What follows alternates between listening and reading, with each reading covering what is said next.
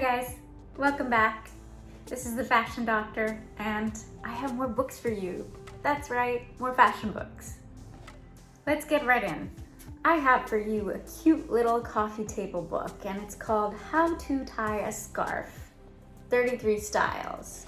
And I got the secondhand from probably the last bookstore, which if you guys are in LA, please visit that place. That place is a book heaven. I really like collecting books like this. I mean, I know I can probably Google things like this, but I feel like it's so much more unique having a little step-by-step tutorial for different types of scarves.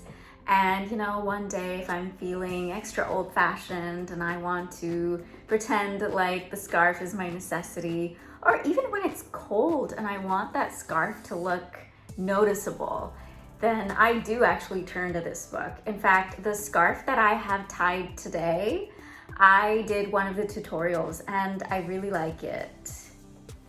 I'll show you real quick how it's done. So I'm going to quickly go over the scarf style that I did for this video. It's from page 29 and I am not even going to try to pronounce that. So I didn't actually have to fold this scarf because it is already so thin, but that is step one. And then to position the scarf in the center of the neck and wrap the ends around, crossing them behind my neck, then pulling forward. Then I brought the ends together in the front, crossing them at the base of the neck. I tied one knot in the center of the scarf, pulling the ends in opposite directions. And finally, just a double knot and twisting the knot to one side so that it rests slightly off center. Apparently, this is a classic style that pays homage to the iconic Parisian chic.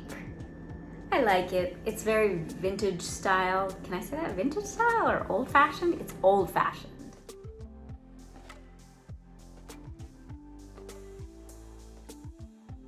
It's just a cute little book that can be handy and you could put it on your coffee table. I guess if you like scarves, this is a cute book to have in your collection, so I would recommend it for those of you who want to try something different or already love scarves. Cute book. On to the next book, we have Valentino by Bernadine Morris. And it's actually a very picture-heavy book. I really enjoy it because not only does it give like this little blurb in the beginning about, you know, where Valentino began, its history, how it became couture, how it became popular, but it also has kind of like a library of different dresses and celebrities wearing these dresses. It's a really nice, visually satisfying book. I would in fact say it's not much of a reading book and more of a picture book. That is of course enjoyable, especially if you want to be inspired by some of these looks. I feel like with all the social media and the trending forecasts, a lot of couture houses are sometimes indistinguishable in terms of design from each other, and being able to go through a book that historically documents how these clothes were originally designed and how far they've come is more unique in its own way. You know, if you specifically like the history of different couture houses, and maybe you have a couple, you know, Dior, Chanel books lying around like I do, this is another book that you might want to get. It is a great coffee table book, and it is a great book for inspiration in terms of design and styling. You know, when you look at styling that was done maybe a dozen years ago, maybe a dozen decades ago, it always recycles. So when you look at things like this, it'll look fresh when you recreate it in your wardrobe. Just saying. On to the third and last book that I have for you guys today. It is Talking Fashion by Ketovaze. Ketovaze, again, my pronunciation is just, forgive me.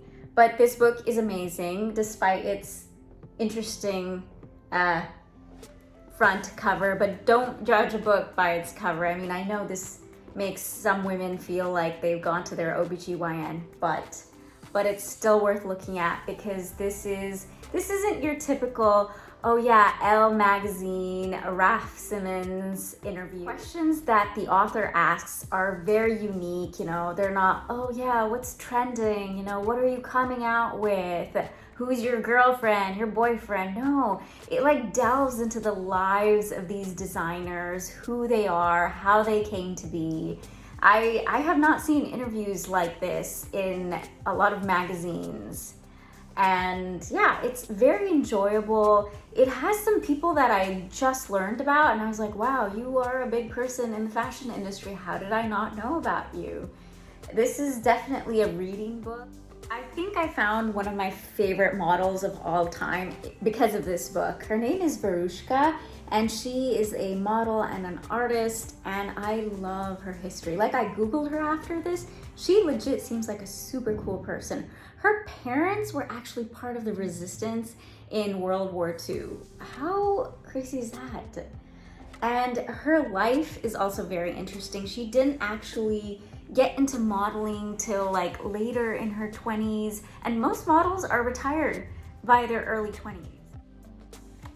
She explains how, she had a personal relationship with Diana Vreeland, and that's unique for a model to basically call up chief editor in Vogue. You can't do that now. And she would come up with photo shoot concepts. Not a lot of models have that power, basically, to dictate how they look in front of a camera. Usually it's a phone call or a message like, hey, this is the shoot, would you like to do it? And basically your image is out of your hand. But she controlled how, what she did and how she did it. Also, I found Lady Gaga's hairstylist. It's this guy, Charlie Lemindu. I mean, I didn't know that. Here's Lady Gaga. This book is for those of you who are deeper into fashion and want to find out more about the individuals that actually work in this industry, what goes into it, and who they are. Okay guys, that's it for today. I hope you enjoyed it. I know it was very short, but nevertheless, it is a fashion-oriented video, and hopefully I've given you more types of books to read about and collect. Yes, I do have too many books, but I am not showing any sign of stopping now. Anywho, have a wonderful night or day wherever you are. Bye.